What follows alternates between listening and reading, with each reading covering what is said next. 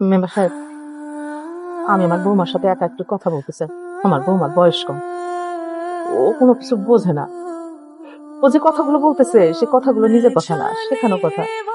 ওর মা যেটা শিখাই দিতেছে সেটাই বলতেছে। এই শয়তান মহিলা, হ্যাঁ ফকিনি করে ফকিনি, তা বিস্তু না কইরা জানতো না কইরা আমার মায়ের সামনে মুখ বন্ধ করে রাখছো। এই খবরদার, আমার বাইরে নিয়ে উল্টোপাল্টা কথা বলে একদম রক্তের বন্যা বয়ে দিবে জায়গায়। দেখছেন মেম্বার সাহেব কত বড় সন্ত্রাসী। এই সন্ত্রাসী কাজটা আমি আমার মাইয়া দিব না, হ্যাঁ? তার নামে আমি নারী নির্যাতনের মামলা করবো, জেলের ভাত খাওয়াবো। একটা টাকা মায়ের মরদ নাই, লম্বা লম্বা কথা, শয়তানের বাচ্চা, ফকিনির ফুট। মা তোমার এত কথা বলে দরকার কি? আমি তো সংসার করবো না, এটা ফাইনাল। বিয়ান সাহেব, আমি আপনার কাছে হাত জোড় করে বলতেছি, আল্লাহ দোহাই লাগে এই সংসারটা ভাঙেন না। এখনো স্টিল নাও আমার মেয়ের পিছনে বড় লোকের ছেলেরা গুড়গুড় করে পাগল হয়। তোর মতো ছেলে আমার দরকার নাই। শোনো নাসরিন, তুমি তো বেকার। বেকার হইয়া এইরকম একটা পরিবারে মাইয়ারে তোমার বিয়ে করা উচিত হয় নাই। খুবই খারাপ কাজ করছো এটা।